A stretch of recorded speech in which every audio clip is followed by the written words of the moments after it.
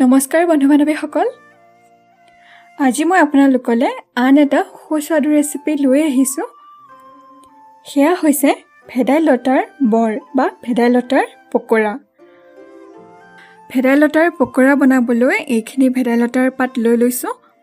এয়া প্ৰথমে পাতখিনি ভালদৰে ধুই লৈছোঁ।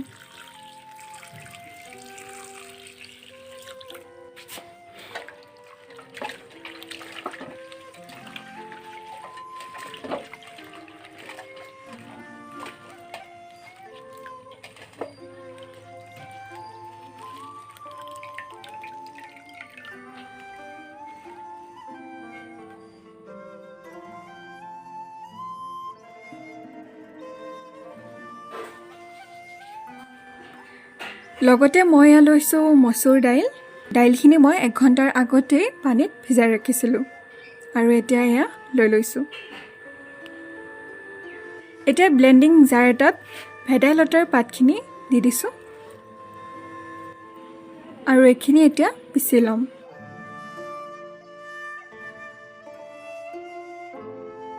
ভেদাইলতাৰ পাতখিনি মই অলপ সময় পিচি ল'লোঁ।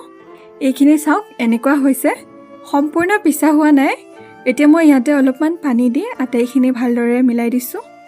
পানী বেছি দিব নালাগে, অলপমান দিব 1-2 চামুচ, যাতে আটাইখিনি ভালদৰে পিছা যায়। তাৰ পাছত এয়া দালিখিনিও দি দিছোঁ।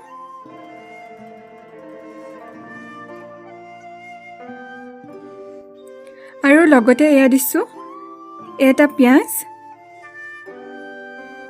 2টা জলকীয়া, জ্বলা আপোনালোকে মন পচন্দ অনুসৰি ল'ব। আদা আৰু নহৰুও দি দিছোঁ আৰু শেষত এয়া দিছোঁ কেইটামান নৰসিংহৰ পাত।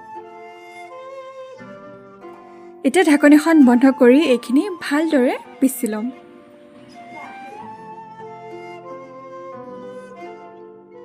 এয়া চাওক এইখিনি ভালদৰে পিচি ল'লোঁ। এই মিশ্ৰণটো বেছি ডাঠ বা বেছি পাতলো হ'ব নালাগে। এইখিনি চাওক পকৰা বনাবলৈ এনেকুৱা হ'ব লাগে।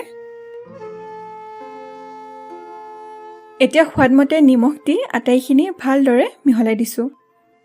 যদি মিশ্ৰণটো আপোনালোকৰ পাতল হয় তেতিয়াহ'লে ভেদাইলতাৰ পাত কেইটামান লৈ ইয়াৰ লগতে পিচি দিব।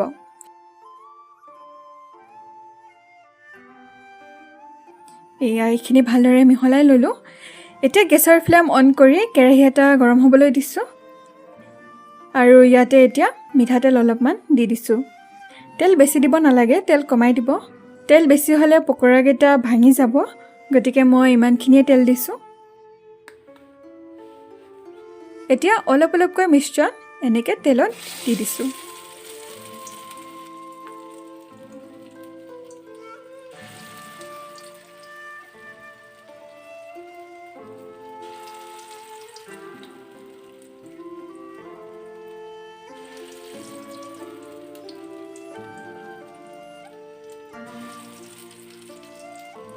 এটা ছাইড ভালদৰে সিজিবলৈ দিম, তাৰ পাছত ইটো ছাইড আমি ওলটাই দিব লাগিব।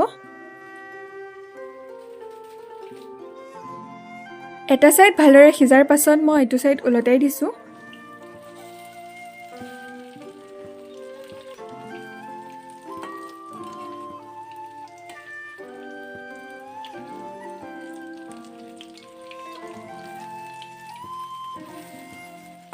আৰু এতিয়া দুয়োটা ছাইড ভালদৰে সিজাই মই নমাই ল'ম।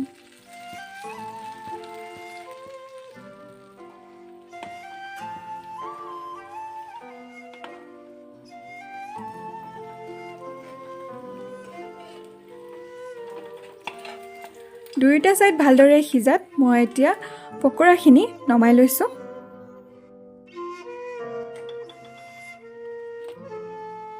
এতিয়া বাকী থকা মিশ্ৰণখিনিৰে আটাইবোৰ পকৰা ভালদৰে ফ্ৰাই কৰি ল'ম।